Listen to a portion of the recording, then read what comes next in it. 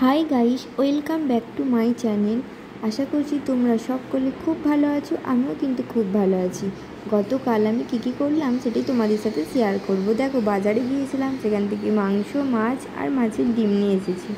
তো মাংসটা হবে আমাদের বিরিয়ানির জন্য, আর মাছটা হবে আমাদের দুপুরে, আর মাছের ডিমটা রাখা থাকবে। তো একটু বেশি করেই মাছ নিয়ে এসেছিলাম, পমফ্রেট। আর আমার বাড়িতে আর একজন এসেছে, ঠাকুমা শাশুড়ি।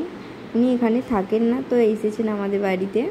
তো আজকে বানাবো ফ্রুট জুস, সেই জন্য দেখো কিছু ফ্রুটস নিয়ে নিয়েছি। তো এইগুলো মিক্সিতে একবারই বেটে নেব। আর কড়াই বসিয়ে দিয়েছি মাংসের জন্য, মাংস রেডি হচ্ছে। আর এদিকে আমি জুসটা একটু খেয়ে নেব। জুসটা খেতে খুব ভালো হয়েছিল। তারপরে স্নান টান সেরে খেতে বসে গিয়েছি একবারে।